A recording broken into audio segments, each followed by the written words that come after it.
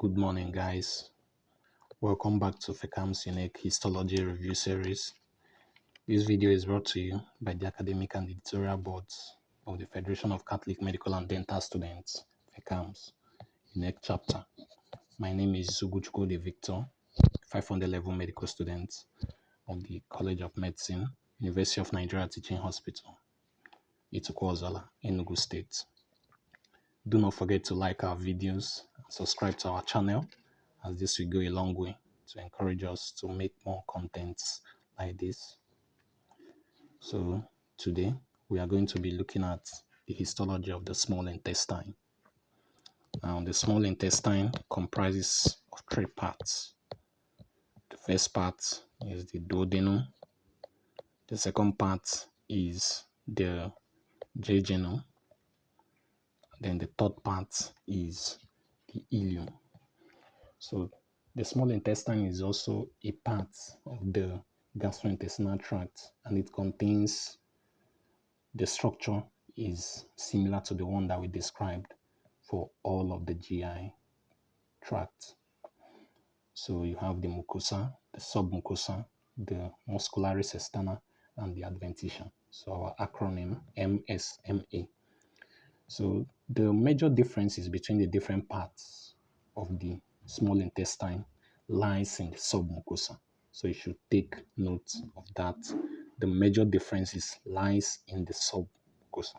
So let's see what the different submucosa of the small intestine contains. So we are going to start with the duodenum. So the duodenum, let's read the side note. So Brunner's gland in the submucosa is key, just like I mentioned before. So the Brunner's gland is what gives the duodenum away. So the reasons for identifying the duodenum is tall leaf-like villi, then Brunner's gland in the submucosa, so which is the most important. So the epithelium of the small intestine, just like in the GI tract, in most parts of the GI tract, is simple columnar epithelium, and this epithelium is adapted for allowing digestion and also absorption of substances. So the development of the duodenum, the initial parts is from the foregut, while the later parts of the duodenum develops from the midgut. So the gland type is the compound tubular-alveolar mucous gland. Then the functions: secretion of alkaline mucus that neutralizes the acidic chyme from the stomach, production of urogastron, an enzyme that inhibits HCl secretion and increases the small intestine epithelium proliferation. So the length of the duodenum, remember our acronym, ESUD, is 25 cm. Then the pathologies: duodenal ulcer, paraduodenal hernia. So look alike. The duodenum looks like the jejunum and the villi because they are all parts of the small intestine, and they contain villi, and the epithelium looks similar. But then the Brunner's gland in the duodenum sets it apart. So this is the mucosa of the duodenum. Notice the finger-like projections, which are the villi. Now there is also the presence of another thing called the plica secularis. It's just like transverse folds of mucosa. So they kind of helps to slow down the movement of digested food, to increase absorption, and also they increases the surface area for absorption. So they are a kind of transverse folds in the mucosa. So this is what the plica looks like, the plica secularis. So you can also appreciate an extension of the submucosa into the core of the plica secularis.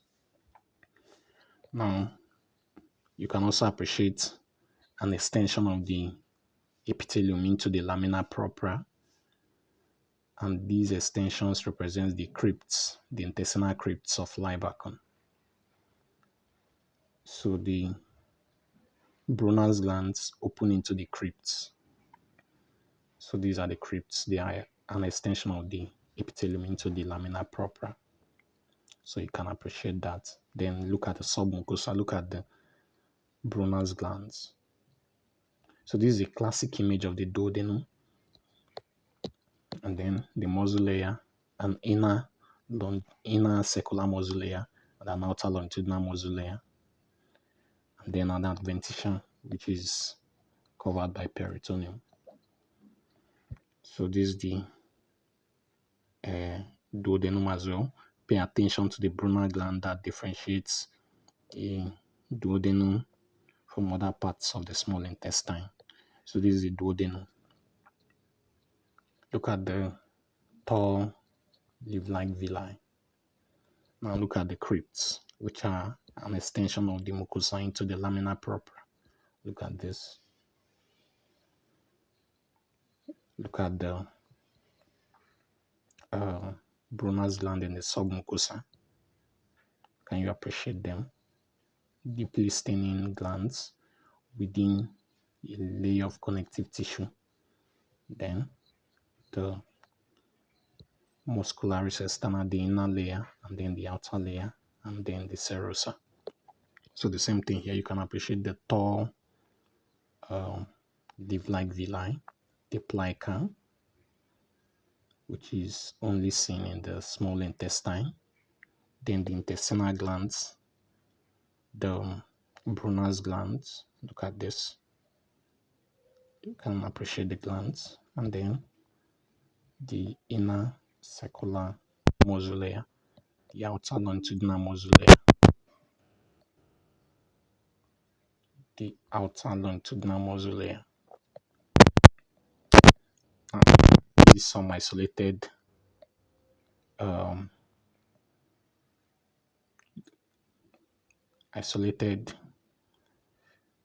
groups of lymph nodes in all parts of the small intestine, but then it is more organized in the ileum, so we'll still get to that.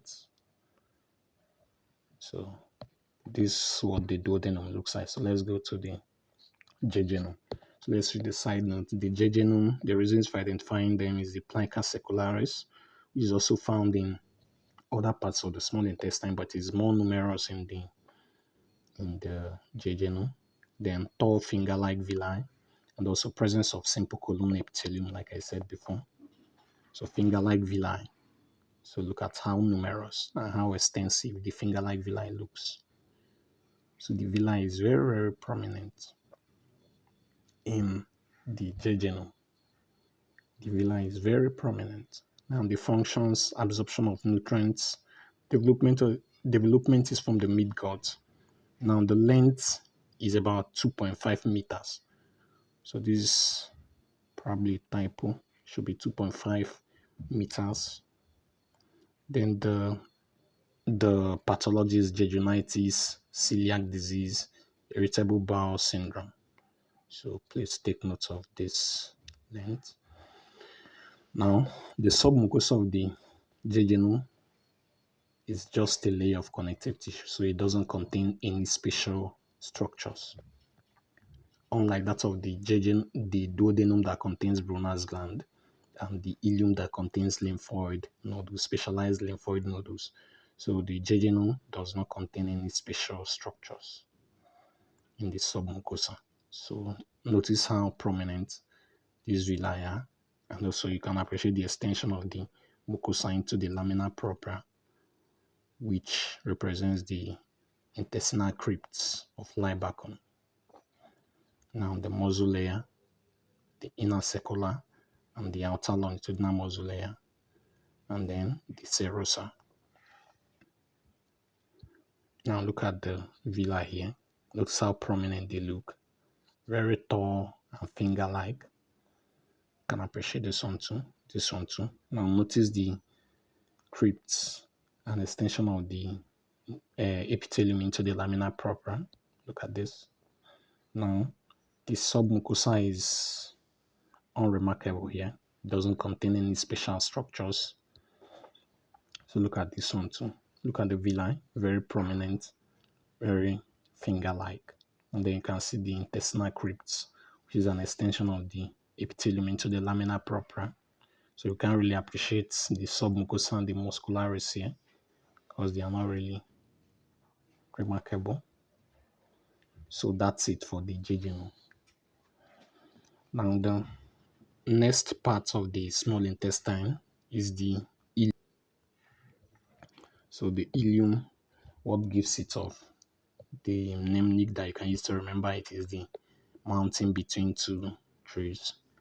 So where the mountain represents the Peyer's patches and the trees represents the short and stumpy villi. So the reasons for identifying the ileum includes the short and stumpy villi and the Peyer's patches. So these Peyer's patches are like an aggregate of lymph nodes, lymphoid tissues within the submucosa of the ileum. So the ileum develops from the midgut. The function is nutrient absorption, local immunity due to the lymphoid follicles. Then it looks like the duodenum. So we've already pointed out the differences. The pathology is ileal diverticulum. So look at the short and stumpy villi. Look at this. It's not as prominent as that seen in the jejunum. And then you can appreciate this lymphoid follicle. So lymphoid follicles, they appear deep staining because of their nuclei and the granules within their cytoplasm. So they stain deeply blue in most slides. So look at this. See how deep staining, deep purple stain. So it's mostly stains deep purple because of the presence of those granules and the nuclei. So this gives it off. So this layer is the muscularis and then the serosa. So the differences in the small intestine lies in the submucosa.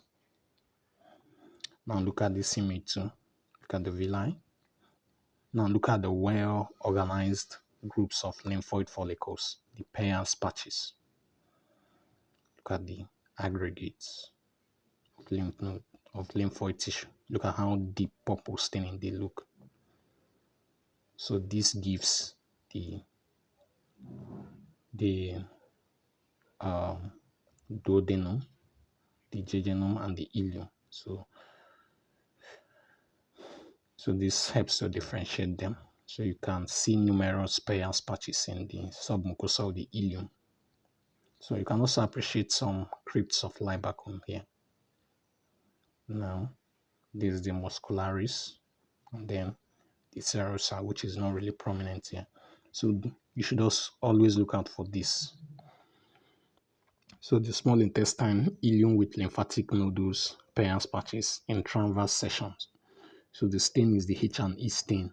So also notice the lymphoid follicles, they stain deep purple, deeper than their surrounding structures. And then they are well organized. Now you can notice the intestinal crypts. And then the short and stumpy villi. You can also notice the mausolea and then the serosa. So comparison. Now you know where to look when you are differentiating between the ileum, the duodenum, and the jejunum. So the submucosa is where you look. So once you're able to identify the villi,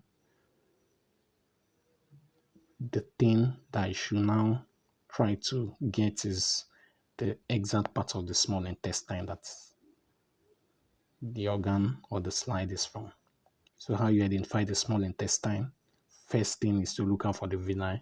Once you're able to identify the villi, then differentiating the different parts will now lie in the submucosa. So for the duodenum, you look at the Peyer's patches. For the duodenum, you look at the Brunner's glands. For the ileum, you look at the Peyer's patches. For the jejunum, you will not find anything in the submucosa. So that's it for the small intestine. I hope you found this video helpful. Drop your comments and contributions in the comment section. The next lecture, we'll go over the large intestine. Thanks for watching.